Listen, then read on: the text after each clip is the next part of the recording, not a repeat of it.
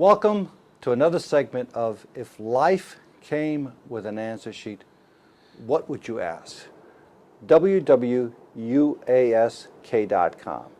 And it's the internet's first user-generated self-help site where people can ask and answer questions anonymously. You post your question, you put it on the site, and others will come on and answer them for you. It's really the reality of life that at times when we experience a traumatic experience or we're going through a difficult time in our lives, going through a storm, that others have gone through that same storm. May not have been the exact same storm, but the reality is there's some proximity, and we can share and help one another by going on the site, reading people's questions, and anonymously responding to them. So this is really a site about hope and caring for one another. So I have with me today Dr. Richard Hasselback, and I'm Dr. Tony Perez, and this is whatwouldyouask.com. And today we'll be discussing marriage. Some of the issues and questions that have been posed on the site about different men and women as it relates to marriage. And I'll ask Richard to begin with our question we're going to be focusing on today. Well, this is a question that just reminds us that it's never easy. No. A woman, age 54, asks this question.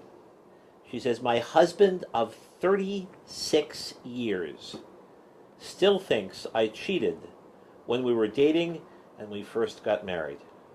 36 years, Richard? 36 years. Whoa. Who says elephants are the only animals that never forget? Oh, my goodness. She says, "I didn't, but I can't get him to get over that and focus on the now and on the future.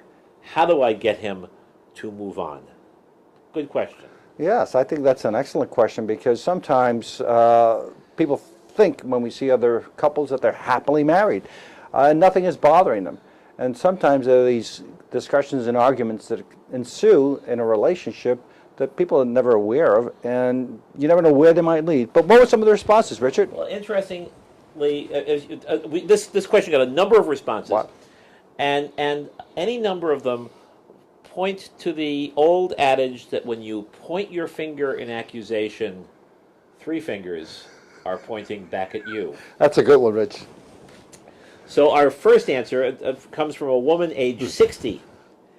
And she says, "If you didn't cheat, then tell him, and tell him that maybe you should be looking more at him. Interesting. Check him out carefully because he's the one who's probably cheating on you." Ah, interesting. So this answer says essentially, I think there's some projection going on here.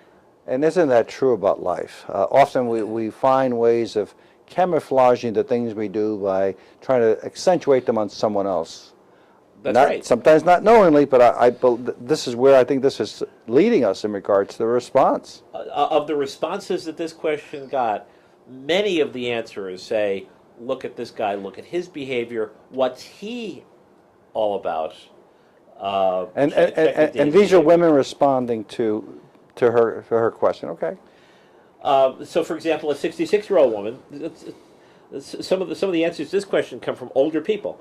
Says, "Geez, what's the problem? Tell him if he keeps asking you about this, you will start dating again, and not him."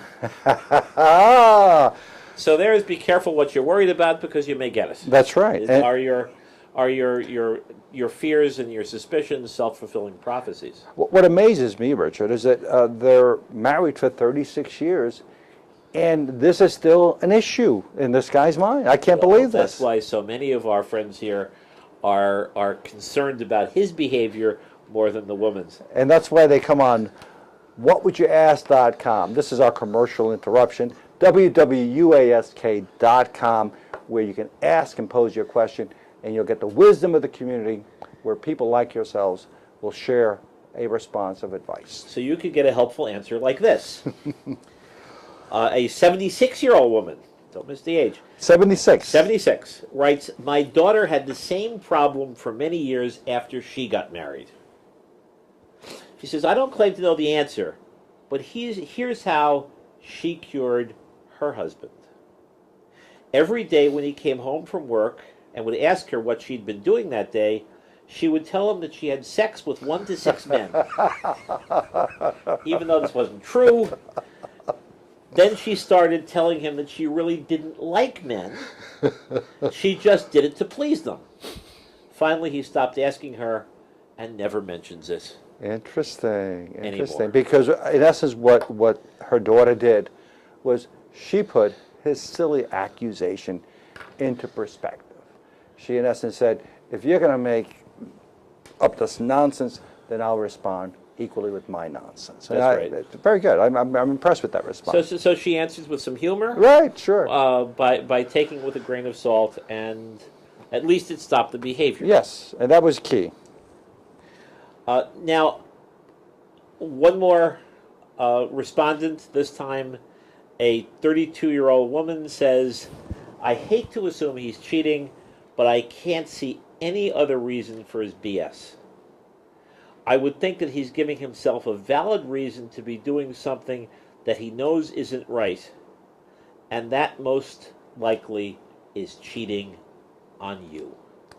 Interesting, Richard. I just think that for those of you that are watching this program, that, again, these are not absolute answers, but there seems to be some sort of a thread that it's being shared by women in regards to their relationships and how they interpret when accusations are made of infidelity. I find that we get more and more questions from married couples trying to resolve some unsolved issues in their marriage. And marriage is really based upon trust in one another. And when that trust is not there, that's when I feel that issues do arise, Richard. Well, and I think the wisdom here is that sometimes the least trustworthy people are the people who don't trust.